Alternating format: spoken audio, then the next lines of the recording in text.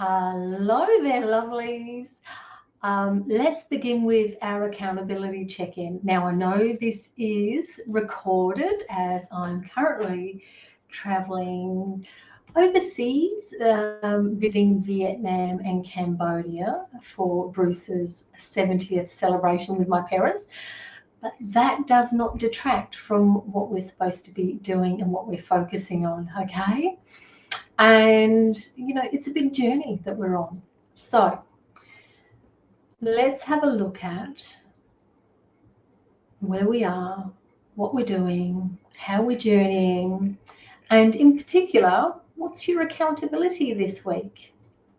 You've heard me say it before, if you're not tracking your habits, they are tracking you. So where are you this week? Have you backed yourself? Did you hold a boundary? Did you speak up? Try something different? Or reflect instead of react, perhaps? So drop me a tick if you're on track. Drop me another different kind of emoji if you're in the messy middle, or a stop sign if you're in a rut and need to reset. And before we dive in, I would like to ask you something deeper. What conversation are you avoiding right now? What's the issue that's keeping you stuck, looping in your head, but not getting any traction in your life? We are going to unpack that today, and we'll be using what I've popped on the whiteboard. It's about getting unstuck. And this is going to guide us through today. And it is actually based on this fabulous book, which is my go-to. This is a brand new series on crucial conversation, and it has come from the brilliant insights that have been shared from amazing women in this group. We've done a conversation and update on Sandra's challenge with the PNC, and then the fabulous Claire, who provided some feedback about her own feedback. So I thought Crucial Conversations, which is my go-to book, I have gifted it for so many clients. I have gifted it to my executive team. I have gifted it to my managers. It's important because this content has changed my life, both professionally and personally. And I love it so much that I became trained in Crucial Conversations and Crucial Accountability. Now, I've used these in the HR war zone, at senior executive tables, and yes, when I really wish I had them in my previous marriages. If I knew then what I know now, things might have looked a very bit different. So I'm quite grateful that I didn't know this back then, because I'm so happy. I'm so in love with Bruce that third time's the charm. So I'm so grateful for this. Now I know, and I'm so glad I get to share with you, this is actually week 1. There's going to be a few weeks, and this is called Get Unstuck. If you've ever kind of felt like no matter what you say, the situation isn't shifting, or you've stopped speaking. You stopped speaking because it's just too hard. This is actually where you begin. So let's look at what I've got up here on the board together. Right at the top, you'll see the question, what results am I not getting? This is where we start. If you're stuck, something isn't moving the way you want to, this is the question. Maybe you're not getting follow through. Maybe you're not getting the clarity that you need. Maybe you're not getting the respect, recognition, or action. Now, underneath, you're actually going to see CPR. This is your tool to unbundle that mess that you're having with people, that mess that you're having in your brain, right? This is your tool. It's super simple. If you kind of think of it like CPR, giving you back life, this is how you're going to do it. C stands for content, the single moment, the thing they said or did. What was it? The pattern, when that moment repeats again and again and again like a broken record. R equals relationship.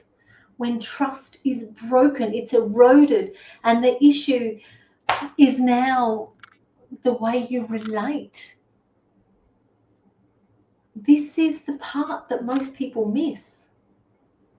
They keep having content conversations again and again, hoping it will fix a deeper issue, but it won't. So let me bring this to life with an example from my own leadership days. I had a peer on the executive team who routinely, constantly went off script in meetings, made decisions we hadn't agreed on, would agree on things, then leave the room and do something completely different. I kept addressing the individual moments, the content, the single moment, the single thing they said or did. So I got stuck in the content, but it kept happening over and over. It's like the definition of insanity, and I was banging my head against a brick wall. But it kept happening. And it actually meant it was no longer about the meeting. It was actually about the pattern. And eventually, it damaged the relationship. What I had to do was shift the conversation. Not just, please stop what you're doing, but this keeps happening. And it's affecting how the team sees us and works with us. That's CPR in action. That's content. That's pattern. And that's relationship. And when I finally shifted to the real issue, he listened. Because it wasn't personal, it was true. So I cannot share with you how much this is so important. So what's keeping you stuck? It's time to ask yourself, what results am I not getting? This is your access point. Now use the CPR framework to map it out. Is it a one-time issue? Has it become a pattern? Or is the real damage sitting inside the relationship? Don't overthink it. Just name what's true to you. No judgment. No judgment, no overthinking. Just answer those questions. Now, your challenge this week is super simple. Use the CPR model to unbundle. Just unbundle one situation where you feel stuck in. Write it out. Be honest with yourself. No judgment.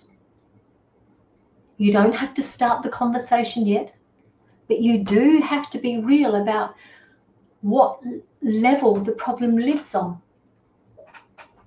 What's the content? Is there a pattern?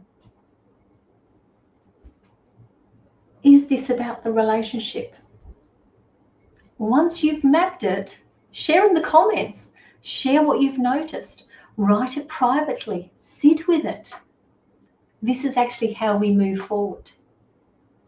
So getting unstuck starts by seeing the truth of where you actually are, not where you wish you were. You don't need to yell. You don't need to be perfect. None of us are. What you need is clarity. And CPR framework actually gives you that. I think the biggest thing is about saying is when you're going through this, it's coming back. Am I having the wrong conversation? Where am I having that? So next week we're actually going to, dig into start with heart, and as you know, my fabulous tattoo. Start with heart. That's how important this is to me. How to stay grounded in what you really want even when the stakes are high and your emotions want to run havoc and control and run the entire show. Now, until then, come back to the question on the board. What results am I not getting? And be brave enough to answer it. Your voice matters. Let's keep doing the work together. I'll see you next week.